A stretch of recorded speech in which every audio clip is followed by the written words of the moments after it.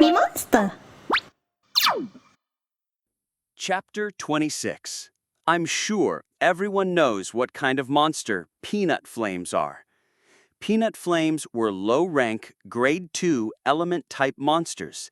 They were called peanut flames because they looked like tiny will-o-wisps, but on closer inspection, they were actually lizards. Generally, they were the size of an adult man's forearm and looked like wisps of flame because they encased themselves in an oval barrier. We'll have to kill the peanut flames first. The peanut flames' only method of attack was shooting out fireballs. However, because they had tough barriers and traveled in groups, they weren't easy to deal with unless you had ample combat experience. But who's going to draw the salamander's attention in the meantime? I can do it. Hazuki raised her hand at Jaden's words. I'm pretty quick on my feet. I got 5th place in speed. Perfect. Peanut flames are a lot slower than salamanders, so you only have to draw their attention. Yes, then I'll leave you to cover me. Hazuki stretched before shouting, I'm going, and rushed forward.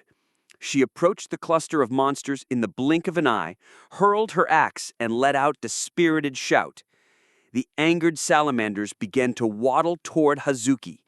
Using this opportunity, Jaden rushed into the enemy line. Whop! The sword he swung with a rugged breath clashed with a peanut flame's barrier. A flash of light erupted from the collision of flame and magic power. Jaden's single attack left a clear crack on the peanut flame's barrier, and a magic power arrow flew in, striking the crack. Jaden and Kim Jing-Yu's joint attack easily shattered the peanut flame's barrier, and Jaden cut down the exposed lizard without hesitation. It was a perfect display of teamwork, but there were still many enemies left. Jaden turned in a different direction. In that instant, a terrifying whip shot past his shoulder, grabbing 3 peanut flames together and marking them as Jaden's next prey. Jaden immediately charged toward the restrained peanut flames. I also made my move. I didn't need to run around like the others. My method was simple yet effective. After finding a peanut flame, I pulled the trigger 4 times. 4 magic bullets shot toward the peanut flame in a line. The first magic bullet struck the peanut flame's barrier and exploded. The barrier still stood strong, but immediately afterward, the second magic bullet struck the same spot.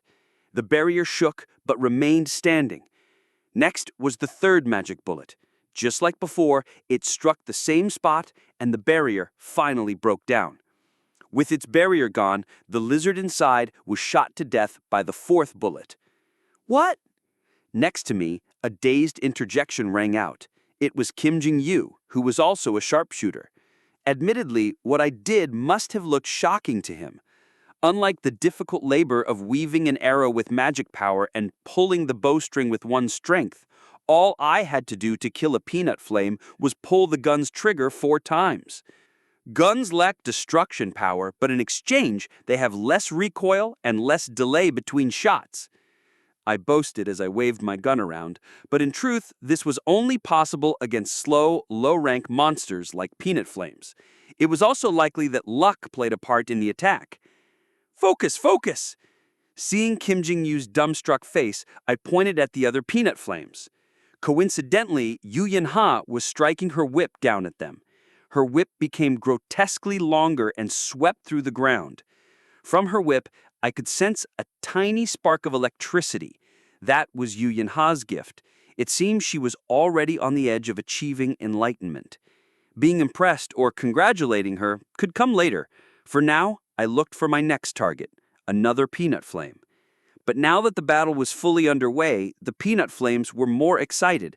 As a result, killing them wasn't as easy as before. Of course, that didn't mean it was difficult.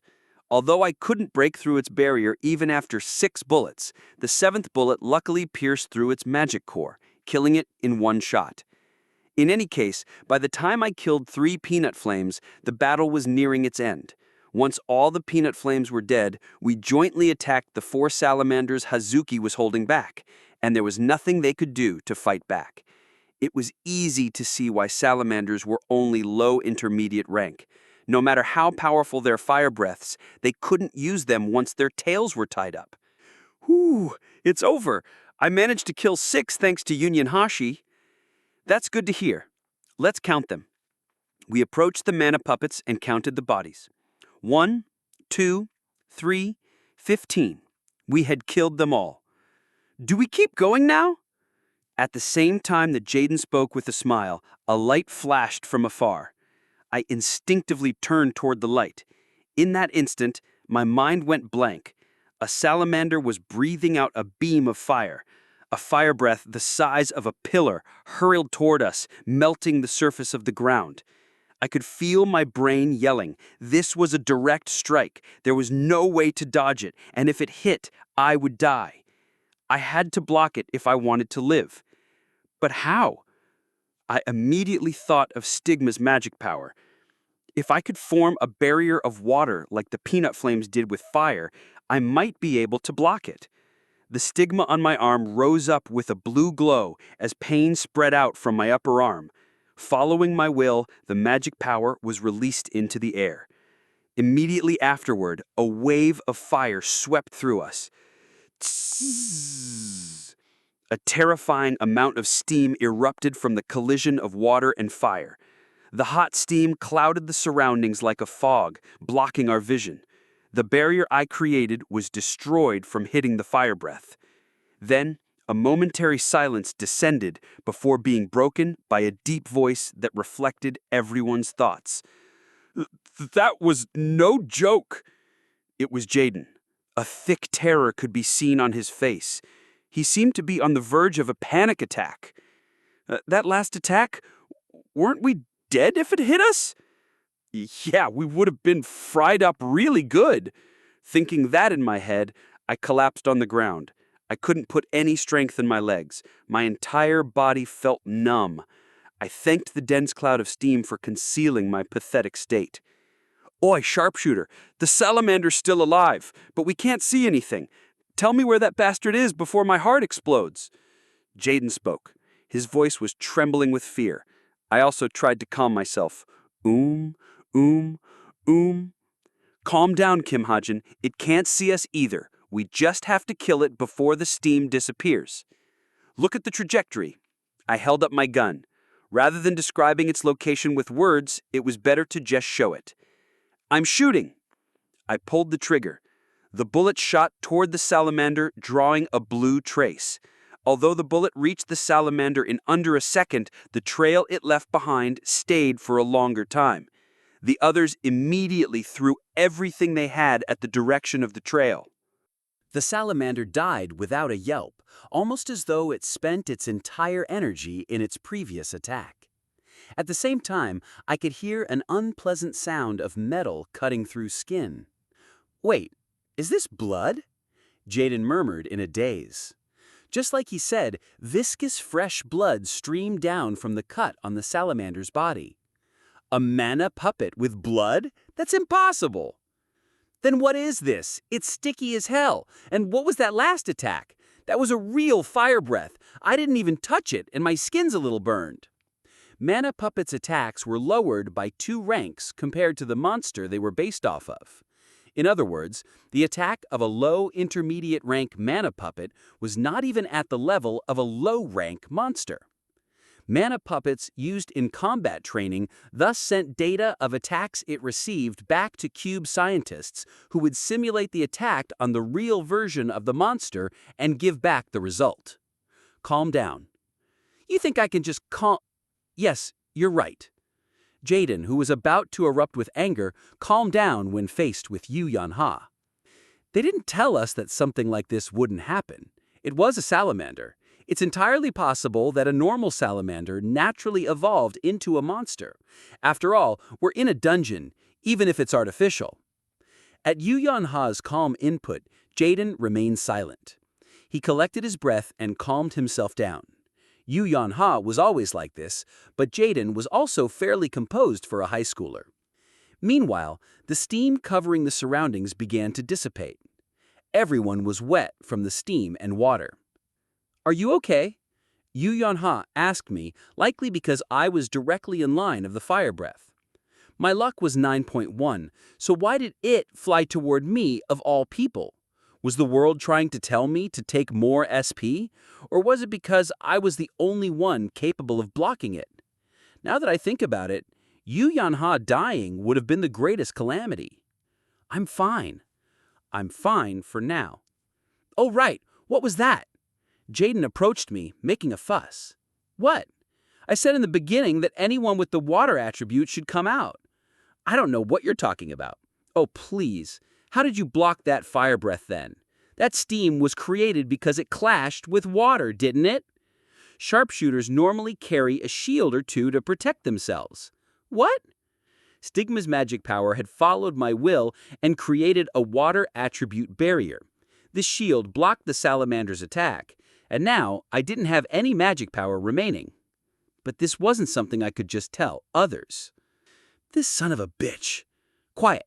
Let's get out of here for now. What happened just now, I'm sure we'll be compensated with additional points. Yu Yanha spoke as she stared at the salamander's corpse. While walking forward, Yu Yanha stole a glance behind her. A stupid-looking man was pulling his hair up. Sweat dripped from his hair. It would have looked cool if he was Shinjong Hak, but it was a bit dirty when that man did it. In any case, Yu Yanha couldn't hide the strange feeling she got. What blocked the salamander's fire breath was undoubtedly a water attribute magic power. But a cadet who wasn't Shinjong Hak or Kim Suho was capable of imbuing his magic power with an attribute. Yu Yanha couldn't help but recall Chae Na-yoon's words, that Kim Hajin was hiding his true strength. Kim Hajin explained what happened by saying that he had a magic armament. There were indeed armaments like that. They were one of many types of defensive equipment that sharpshooters used. Aptly called cloth armor, these pieces of equipment looked exactly like ordinary clothes, but had the additional functionality of releasing magic power to protect their wearer in danger. For a moment, Yu Yanha wondered if Jinsei-chan gave him a cloth armor without telling her. But of course, that was impossible. While salamanders were only low intermediate ranks, items that could block their fire breath cost at least 40 million won. It wasn't an amount Jinsei-chan could be responsible for. Not to mention, he had no reason to either. In that case, there were only two answers left. Either what Chae Na-yoon said was true, or Kim Hajin, being scared for his life, had really prepared a cloth armor beforehand. Yu Yanha found the former to be more likely. In that case, how Kim Hajin knew the mountain tyrant's vital point also made sense. The question was why he was hiding his power. That was what she couldn't understand. Just why? We're here. At that moment, Kim Hajin spoke. Yu Yanha flinched from a guilty conscience. What's here? There's nothing here. We're almost there. The dungeon's boss is up ahead along with another team. Oh, really? Yeah, let's hurry. It looks like they're in trouble. Kim Hajin took the lead and quickened his pace. Yu Yanha followed suit, still harboring suspicion. Chapter 27. Chae Na-yoon's team remained silent. They had no choice but to wait quietly for another team to show up. She wanted to be far away from the boss, so she could at least breathe easily, but she had to stay close enough to see if another team was coming. At that moment, quack! The silence was broken by a sudden scream. For some reason, Sven was having a seizure. Chae Na-yoon and her team members turned to Sven in shock, then quickly looked at the magma golem in terror. Just as they feared, the magma golem was staring at them. The faces of the 7 team members turned pale. Gwaa! With a roar like an earthquake, the magma golem slammed its fist into the ground. Lava flowed from its body into the earth. Chae Na-yoon picked up Sven and shouted loudly, "Dodge!" Immediately, lava erupted from the ground beneath them. It was one of the magma golem's attacks, a terrifying ambush that sent lava underground and made it erupt in pillars of fire. From its face, what had to be a mouth opened wide. A torrent of lava poured out. The magma golem rode the lava current it spat out, charging toward Che Nayun's team. Wah! The terrifying sight of a giant golem sliding down a current of lava made Che Nayun's team run away in fear. The magma golem's first target was Che Nayun, who was slowed down by carrying Sven. It arrived in front of her in an instant, brandishing its arms, slamming down and swinging sideways. Che Nayun focused entirely on dodging the magma golem's attacks. Meanwhile, Sven began to murmur strange words on her back. Because he spoke in German, Che Nayun couldn't understand a thing. "Hey, stop screwing around and wake up!" Right after her shout, a pillar of fire shot up from where Che Nayun was standing. She quickly jumped back, but that wasn't the only pillar. Lava was erupting all around her. Che Nayun found herself trapped by several pillars of fire. In front of her, the magma golem raised its arms high.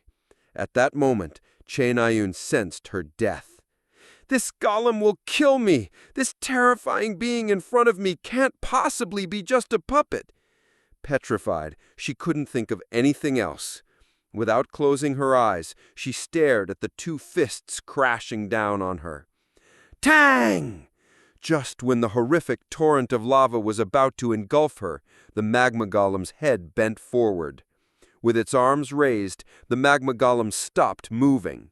Its expression showed rage, but its body remained frozen, as if the sudden attack had petrified it. Che Nayun turned toward the direction of the mysterious attack. There, she saw a man carrying a handgun. "What's this?" We stood in front of a giant wall. A wall made of volcanic rocks, at least 10 meters tall. This wall, blocking the path to the boss area, wasn't here just a moment ago. But figuring out who put it here wasn't the biggest problem. "Hey, sharpshooter, didn't you say the boss was up ahead? It's a dead end."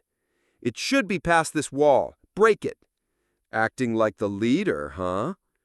Even as he complained, Jaden took out his sword. A blade covered in magic power drew a diagonal line. Pang! However, not even a scratch appeared on the wall. Only Jaden's hand trembled. "Ah, yeah, genius idea!" It must have hurt quite a bit as Jaden ran around in pain. I stood still thinking. If Jaden's sword chi couldn't break the wall, it had to be made of magic power. In that case, Yu Yanha wouldn't be able to break through it either. "Is this really the right path? There was a fork in the road on our way here." Yu Yanha asked in doubt as she touched the wall here and there. "This is the right place." No matter what anyone said, I could clearly see Che Nayun and her team fighting the magma golem beyond the wall. I closely inspected the wall blocking our path. Raising my head, I looked up. I could see a faint stream of light shining from the top. "Up there." "What?" The team members also looked up. "There's a gap." Was it for ventilation, or was it carelessness by whoever created this wall? In any case, it was most certainly a mistake. "How are we going to climb up there?" Jaden asked. "You can't?" I retorted, genuinely curious. The average jump height of warrior cadets is 4 meters. Adding magic power, it shouldn't be difficult to jump several times that height. Even though the wall is a bit high, it shouldn't be impossible to climb. "What, you think you can do it? What are you going to hold on to when we can't even make a dent in the wall?" Jaden seemed to have given up, but I felt like I could do it. Just like Jaden said, we couldn't make dents in the wall. However, the surface of volcanic rocks is rugged by nature. With my art, I should be able to climb up. I didn't think parkour would come into use so quickly. "I'm going ahead, so you guys can do whatever you want." "Stop joking. Let's go back and try the other pathway." With that, Yu Yanha turned back. However, I lightly jumped up. Grabbing onto a jagged part of the wall's surface, I put my legs up. Then I reached up with my hand. My hands and feet stuck to the wall like magnets. Just like that, I climbed the wall and reached the top in the blink of an eye. Then I looked down. For a moment I felt lightheaded. It was higher than I imagined. Is that guy a cat? Jaden murmured in disbelief. I also enjoyed seeing my team members' surprised expressions. But I didn't have time to admire the view. Go! A deep, terrifying sound rang out beyond the wall. What? What was that? You guys come up too. I'm going first. I squeezed myself through the gap and used parkour to climb down. On landing, I finally caught a glimpse of Chae Na-yoon and her team being chased by a magma golem. Just by looking at it, anyone could see it wasn't a puppet. The whole field was melting with every movement, so how could it be a puppet? I quickly ran toward them and opened the extra-dimensional space in my stigma.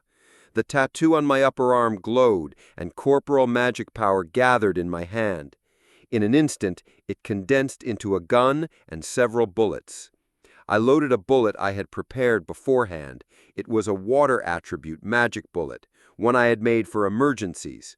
Though it was an expensive investment costing 30 SP, with the strong luck that went into making it, it would undoubtedly show great destructive power.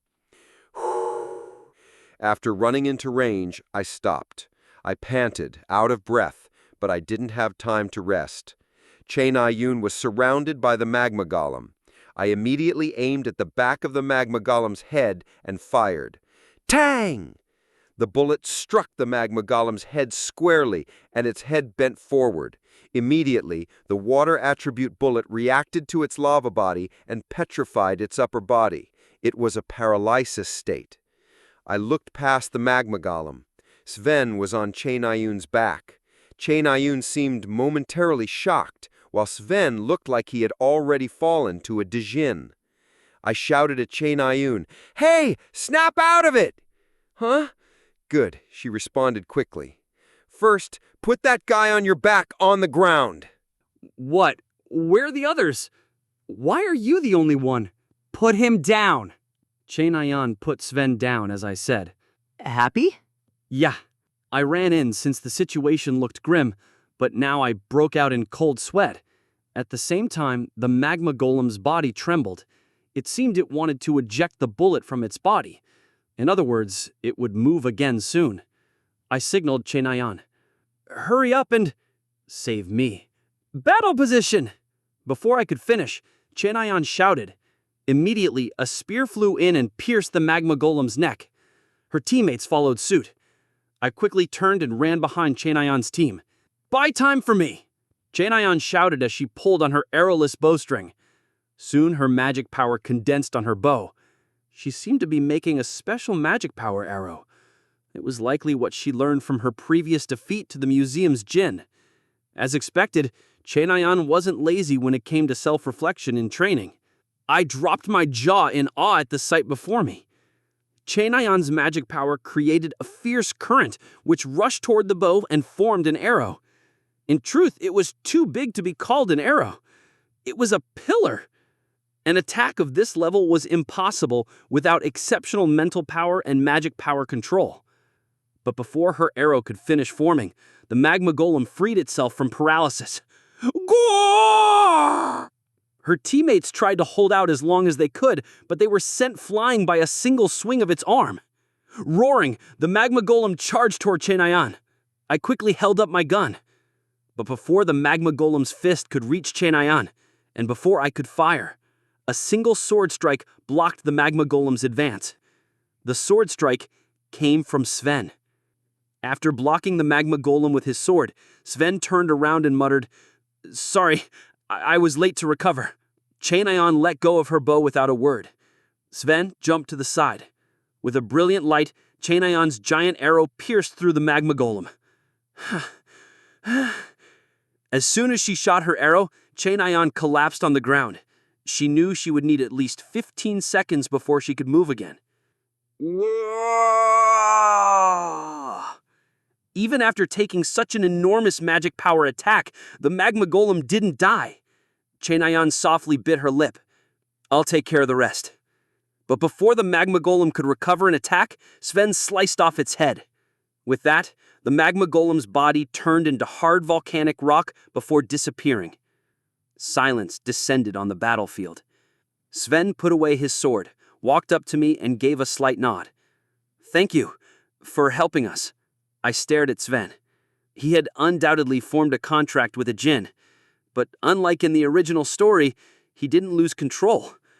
I was thankful for now. I had no more energy left to fight a djinn.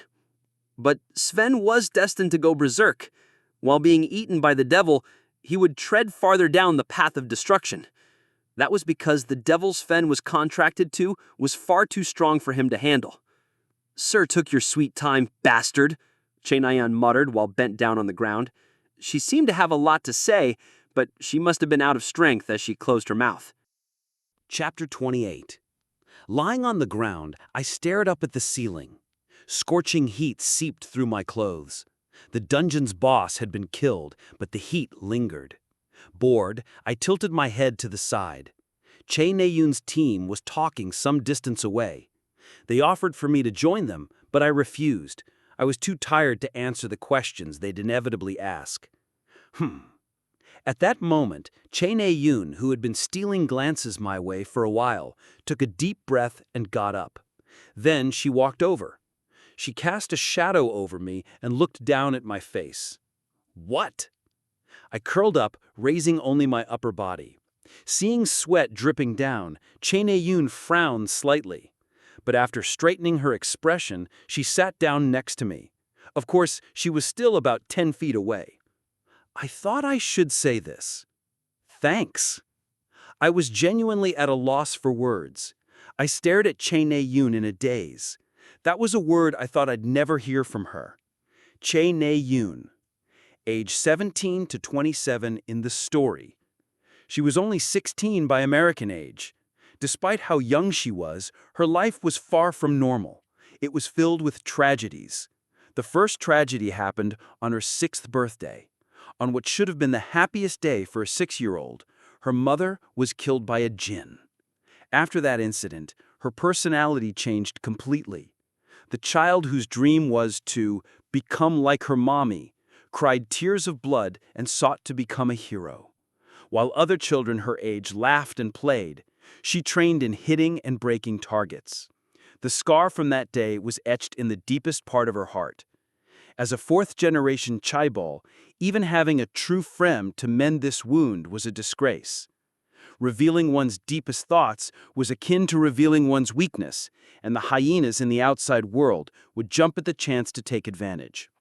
As such, the only person she could trust and rely on was her blood relative who also shared the same pain, Che Jin-yoon. Because her father was too busy as the successor of a chaibol family, she rarely saw him. But this cruel world had even taken Che Jin-yoon away from her. The emotions she must have felt, I had no way of knowing because I didn't write them. But if I were to guess, Che Neyun most likely honed her conviction to be even sharper. Only believing in herself and taking the pursuit of strength as her way of life, she must have ignored the worsening wound in her heart. Telling herself that she would overcome everything on her own and not opening her heart to anyone else, she must have put herself through arduous and painful physical training. Because of this, there weren't many people who had received her thanks. I knew this better than anyone, even Che Neyun herself, because I was the one who purposely wrote sorry rather than thank you. But just now, she had said, thanks. That was the greatest praise she could have given. But at the same time, the goal I had to accomplish tightened my heart. I had to kill the person she loved and respected the most. I had to make her experience the feeling of losing her family once again. By the way, Che Neyun's voice cut off my thoughts. She was smacking her lips as though she had something more to say, but no words left her mouth. What? I urged her in frustration. Che Neyun added just one sentence, her eyes still on the ceiling. Why aren't you fighting back? Him? What do you... Oh! She was talking about Shin Chung-hak's lackeys. Even though she was the one who instigated it, it seems she felt sympathetic since I didn't fight back. I gave a simple reply, because I can't win if I fight back. She furrowed her brows instantly and finally looked back down at me. She truly had a baby face. Unlike Yu Yan Ha, who looked adult-like, Chae Na-yoon's cheeks still had a bit of baby fat. Was it because the magma golem beat her up? She looked like a bun. I laughed inwardly. What are you talking about? I saw the power of your gun with my own eyes. Oh, that? I took out the Desert Eagle from my bag. To put it back in my extra-dimensional space, Stigma had to recover its magic power. Personal weapon. Does that explain it? Looking at my high-rank weapon, Chae Na-yoon's eyes widened in shock. You know you're going to get expelled if you're found out, right? That's why I'm using it only when I need to. Chae Na-yoon closed her mouth. Then she rubbed her chin as though she was pondering something. I had no way of knowing what this girl was thinking about, but I waited since it looked like she was searching for an answer. After about 3 minutes, Chae Na-yoon finally voiced her thoughts. Things still don't add up completely. Wait, your gift! You have a gift that strengthens guns! I held myself back from bursting into laughter. For the record, gift and enlightenment are 2 different things. Even before one became enlightened, a gift could be observed and developed through experience and hard work. You can think what you want. I brushed her off with a shrug. It was a misunderstanding I didn't need to correct. Chae Na-yoon seemed to have concluded her guess as the truth, as she nodded her head with a proud face. Hoo-hoo! I knew it! Oh, I'll let you off the hook for using your personal weapon. Just don't use it again. Chae Na-yoon got up and dusted off her butt. Before walking away, she stopped and turned her head toward me. By the way, what? With her back still facing me, she asked in a much lower voice than before. Don't you have anything to say to me? The question she asked indifferently made me flinch. This might be her offer of reconciliation, that she would forgive me for my insensitive remarks about her older brother. If I was right, from what I knew about Chae Na-yoon's personality, she was making a huge concession. I don't. However, I rejected her offer clearly, and also got up. My current relationship with Chae Na-yoon was at the perfect distance. Cold, yet not freezing. I called it the uncomfortable neighbor relationship. Anything more would be too much of a burden on me. I see. With that, Chae Na-yoon left. As I watched her leave, my eyes met Sphinx. He didn't dodge my gaze. He tilted his head while looking at me with emotionless eyes. This sequence of actions sent a chill down my back. Emergency alert! All cadets are to leave the dungeon immediately. Once again, all cadets are to leave the dungeon immediately. A sound rang out from the ceiling. The mock dungeon trial had come to an end. I turned back to return the way I came from. But at that moment, I discovered a familiar person. It was Yu Yan Ha. Though others might only see a faint silhouette, I could clearly see Yu Yan Ha in the distance. It seemed she really climbed the wall as she was covered in dust. But as everyone just heard, the mock dungeon trial was over. In other words, she had gone through all that trouble for nothing. With her eyes closed, Yu Yan Ha shook at the injustice. It seemed the mock dungeon trial ran into several problems. The first problem was that many of the internal cameras had stopped working. The second was a systematic error. A problem had occurred with the distribution of people in charge of monitoring the situation, and, as a result, the instructors had discovered the broken cameras too late. The third and final problem was that real monsters had trespassed into the dungeon instead of mana puppets. This was the biggest problem.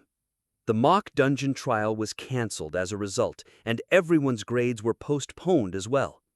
Wow, really? A natural-born magma golem? Yeah, I heard it was intermediate ranked. No way. So what happened? Who killed it? It was Chae Na-yoon and Sven. The cadets gathered outside the dungeon chattered loudly, while the instructors checked people off to make sure there were no casualties. Then what was all the trouble I went through for? Yu Yan-ha let out a deep sigh. She staggered from the rising sense of emptiness and lethargy. Then she discovered Chae Na-yoon walking around the dungeon's entrance. Yu Yan-ha had many questions she wanted Chae Na-yoon to answer. Na-yoon, Huh? Oh, Yunha, what's up? Are you okay? I heard the magma golem. Oh, right. You know Kim Hajin, right? The guy you brought up during our last... Huh? Ah, Kim Hajin. Eh? Che Nayun's reaction was completely different than before. Previously, she growled when Kim Hajin's name was brought up, but now she looked completely fine talking about him. Yeah, Kim Hajin. What about him? Well, remember what you said before that he... She cut her off. Oh, that? It was a misunderstanding. Yes? Yu Yanha was so dumbfounded she blurted out in polite speech. It was only a few days ago that you were coughing up blood while talking about him, and now you're saying it was a misunderstanding. I don't think it's a misunderstanding now. It was a misunderstanding, really. Well, I wouldn't say he's someone I want to be friends with, but he's not such a bad guy. Yeah, that's right. Che Na-yu nodded herself as though she was satisfied with her own judgment. Yu Yanha stared at Che Na-yun in a daze. She was so dumbfounded that she wanted to strangle her. Oh, hey, Kim Suho! Suddenly, Che Na-yun shouted loudly. Yu Yanha felt like her eardrums would burst. I'll talk to you later, Yanha. Che Na-yun ran past Yu Yanha and disappeared. She was quick, like a puppy chasing after her master. Yu Yanha turned around to see just who she was waiting for. It was Kim Suho.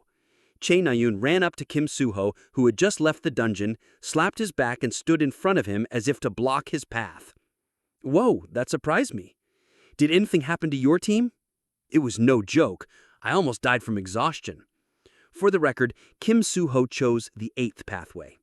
I can see that on your face. You look like a grandpa. Really? Yu Yanha watched their affectionate interaction with interest. She was happy seeing them get along well together. Thinking about it now, Kim Suho did seem to resemble Che Na-yun's older brother. Oh, Che Na-yun, here you are. At that moment, Shin Jong-hak cut in between them as if to break them apart. Yu Yanha sighed. Since Shin Jong-hak was there, Yu Yanha began to walk towards them. At that moment, she discovered a man staring at Che Na-yun from a distance. What's with him? The man was Kim Hajin, but the way he was watching Che Na-yun seemed strange. His eyes seemed to carry a heavy worry and a deep sadness. Yu Yanha stared at his eyes for a moment, feeling disgusted. It didn't take long for her to come to a conclusion. What? He likes Che Na-yun too? The heck? What's so good about a tomboy like her? Yu Yanha frivoled from the frustration rising from deep in her heart. But even if other men like Che Na-yun, Shin Jong-hak couldn't. With that thought, she quickly walked over to Kim Suho, Shin Jong-hak, and Che Na-yun. Chapter 29. 11 p.m. I finally returned to my room, 12 hours after the start of the mock dungeon trial. Cube announced to the cadets that an internal investigation would take place, rather than deploying external police or heroes from the Hero Association. This was only possible because no cadet had been killed or seriously injured. In other words, the Jins among Cube's upper brass had succeeded in covering up the incident. A full external investigation would only happen after the second incident. I got super lucky. Anyway, the fitness center was closed because of the commotion, so I was just loafing around in my room looking at my laptop. An incredible luck applies, blocking a silent ambush. Narrow escape from death, 1 of 9. A special stat, accumulation of luck, becomes partly unlocked. As I thought, it was pure luck that I dodged a poison arrow.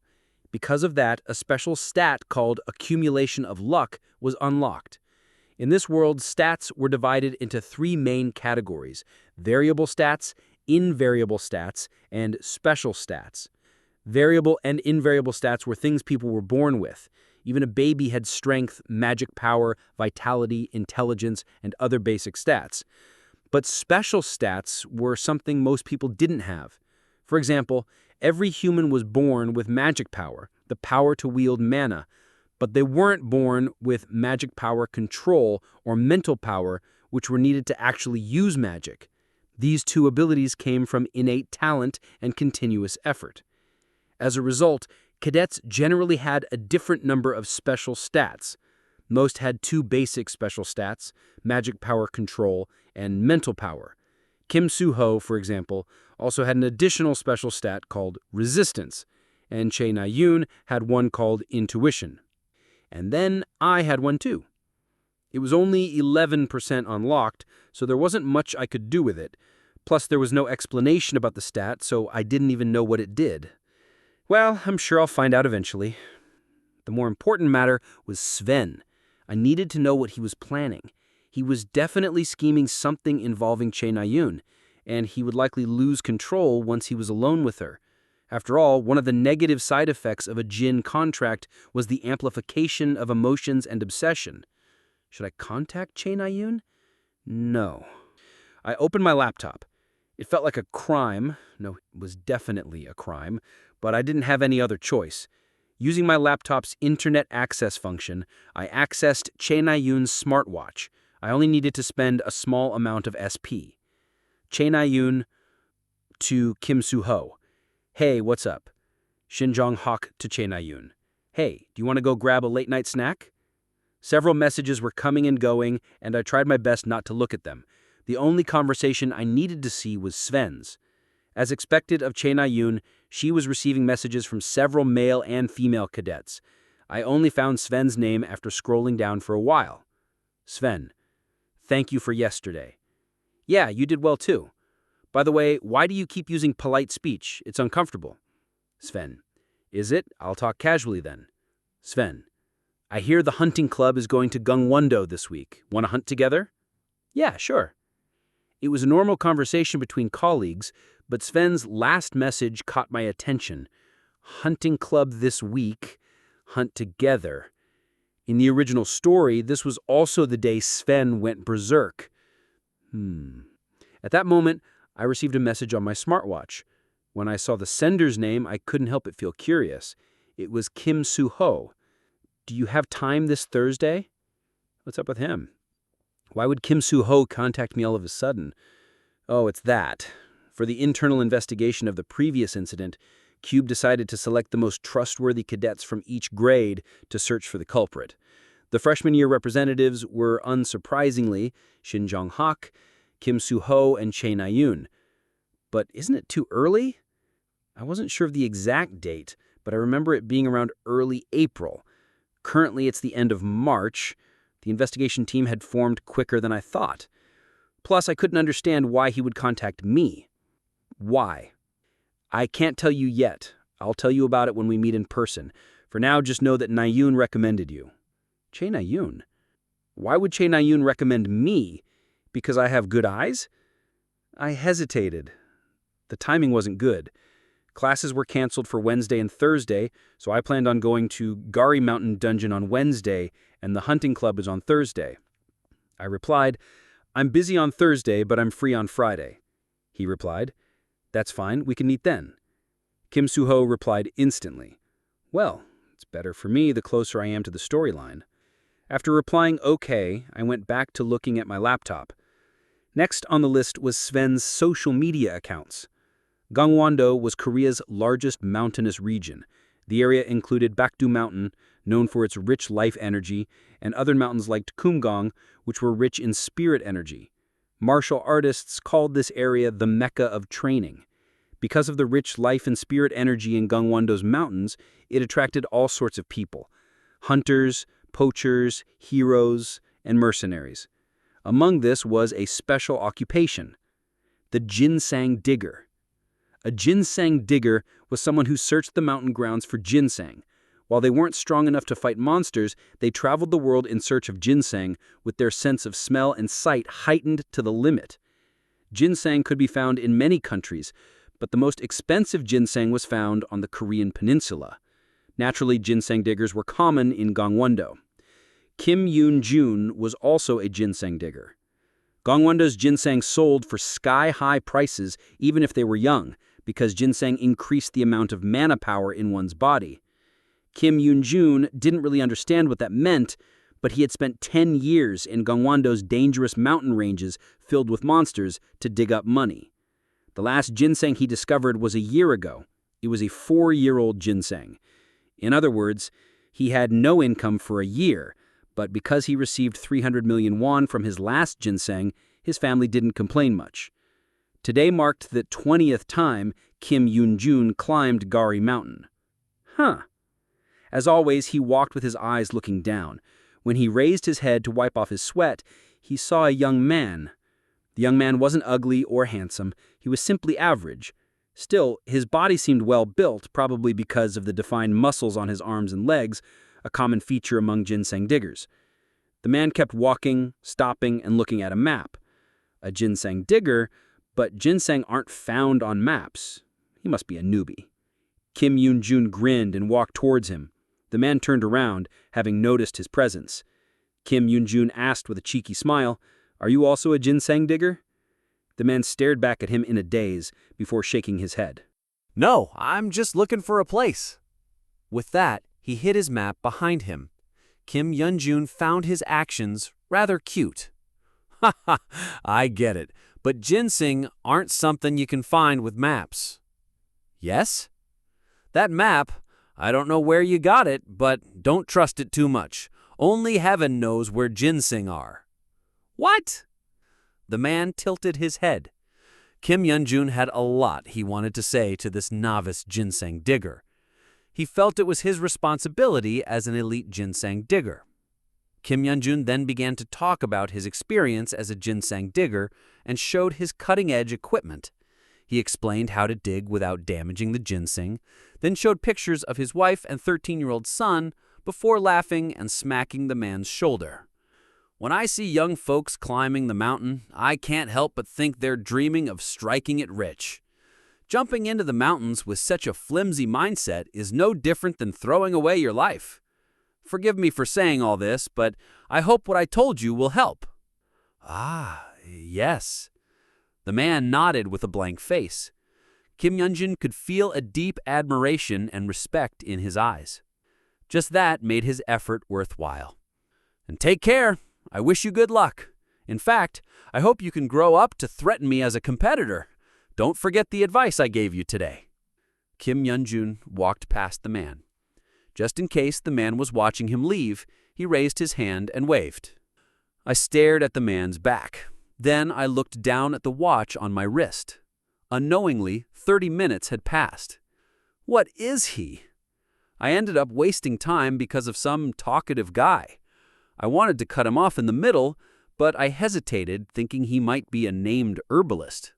But I didn't find anything special from the pictures he showed me or his appearance. It seemed he really was just a normal ginseng digger. I think it's this way. I looked at my map again. The map pointed to the Gari Mountain dungeon. The map was obtained from the Book of Truth. Just like a genie lamp, all I had to do was ask, "Where is the Gari Mountain dungeon?" And it gave me this map. In fact, this map showed my live location, almost like a GPS. Looking at my map, I continued toward the dungeon's location. About 10 minutes of walking. Thud. I fell after tripping on something. What is it now? I got up after falling pathetically. There was a stem of some kind tangled around my leg. At first, I was frightened, thinking it was some plant-type monster.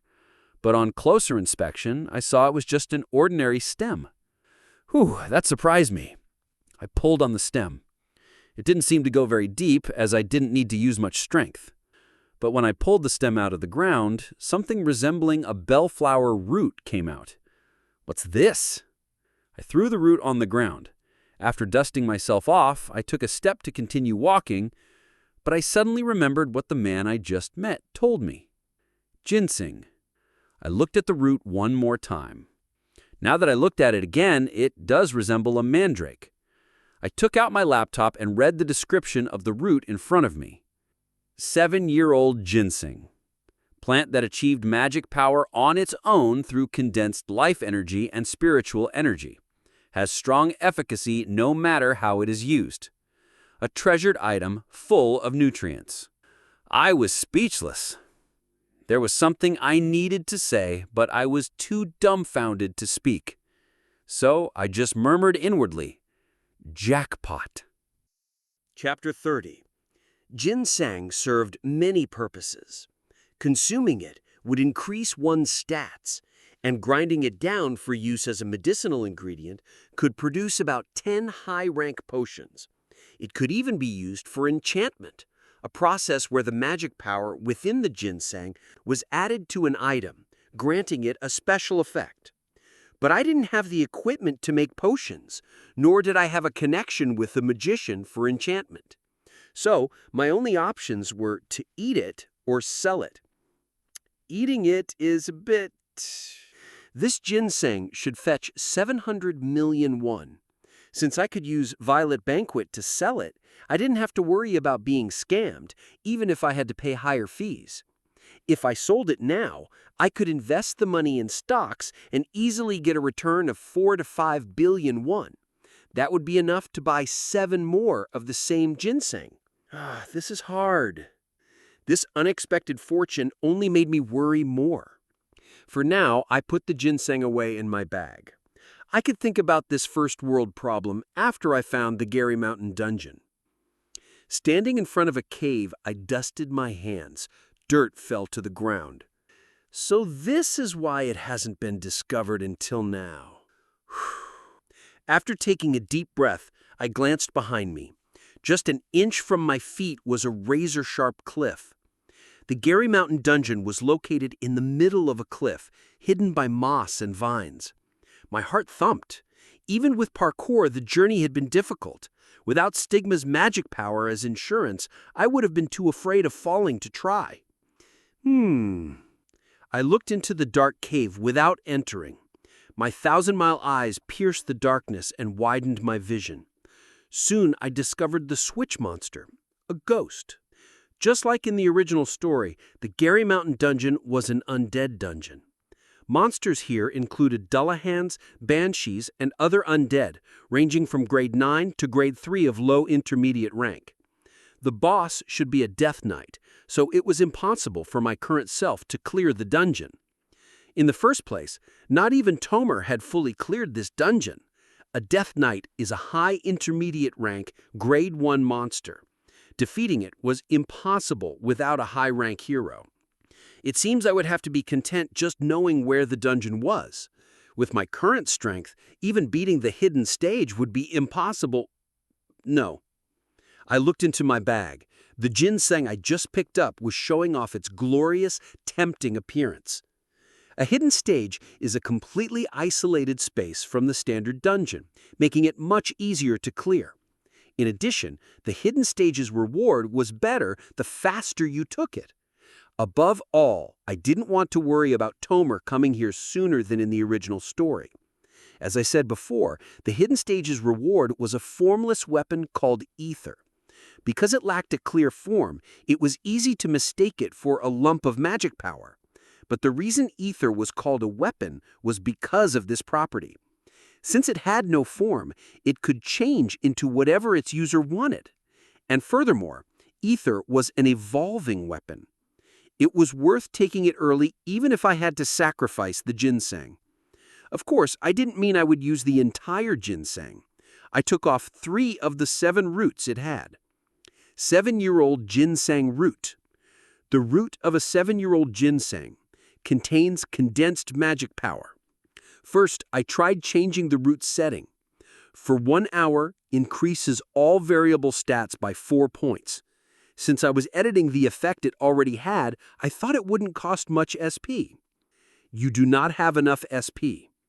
But I was wrong. It seemed raising stats required more restrictions than I thought. With no other choice, I modified the setting. For 30 minutes, increases all variable stats by 2 points. 5 SP will be used. Would you like to save? This much was satisfactory. I modified 2 ginseng roots with the above setting. By eating them both, my stats would increase by 4 points for 30 minutes. My variable stats, except for magic power, would then be on par with Yu Yen Ha's. However, I gave the last ginseng a different setting. Soaks into magic power and strengthens its power. 5 SP will be used. Would you like to save? I hit save. With this, I should be able to clear the hidden stage. I entered the cave with confidence. As soon as I stepped in, an extreme chill pierced my body. Ugh. I moved forward, watching my own breath. Sss. Hearing a strange sound, I hid behind the cave wall. Within a distance I could see without using thousand-mile eyes, a ghost wavered in the air like a hologram. That was the switch monster. I could kill a monster of that level without using ginseng. I took out my Desert Eagle. My gift, Master Sharpshooter, had already reached grade 8. Piercing the vital point of such a slow monster was easier than doing push-ups. I pulled the trigger. The bullet cut through the air and struck the ghost. The bullet phased through the ghost without doing any damage, but the magic power inside the bullet did. The magic power hit the middle of its eyes perfectly. Shortly, the ghost exploded into light without a sound. At that moment, a strange wind blew from a direction, sucking in the ghost's light. That is where I had to go. The light led to the location of the hidden stage. There, an inferior version of a witch would be waiting for me. My eyes didn't miss the faint stream of light. I started following it. After about 10 minutes of walking, I finally arrived at a place isolated from the dungeon. In the middle stood a witch carrying ether. I took out my laptop from my bag. Whoosh! Witch. Evandel the Witch. Possesses a spirit body and produces low-rank ghosts. Witch. Countless monsters and devils appeared after Outcall, but witches were rare. It was difficult for a monster to be classified as a witch. First, a witch had to have the ability to produce ghosts. Because of the high number of undead monsters a witch produced, a witch's home was called a stronghold.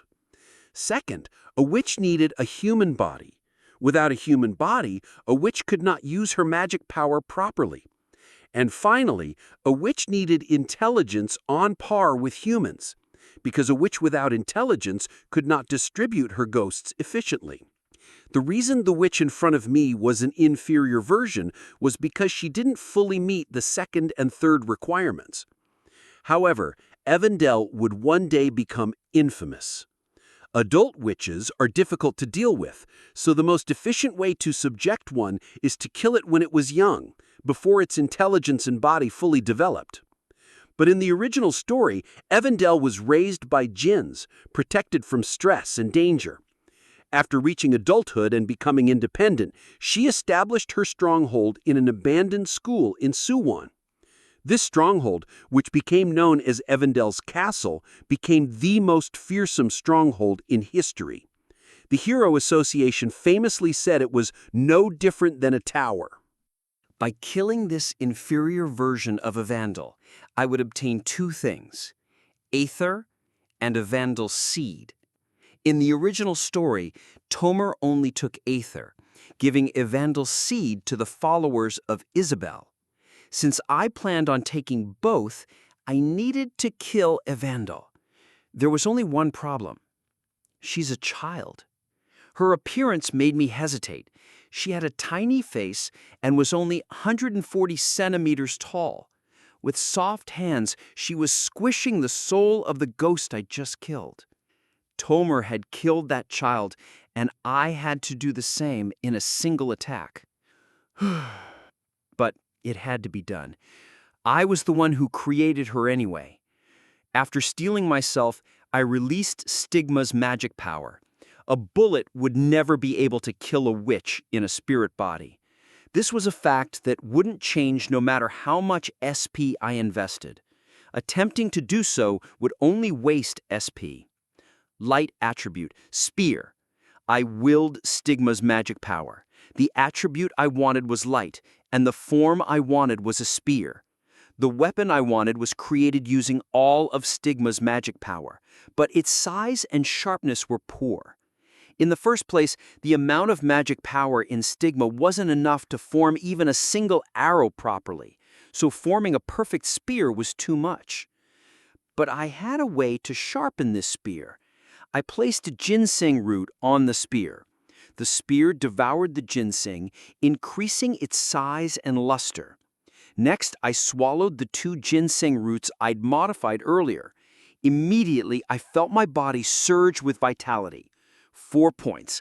No, probably less since I took one right after the other. Still, my body felt completely different. My muscles brimmed with strength as though ready to explode.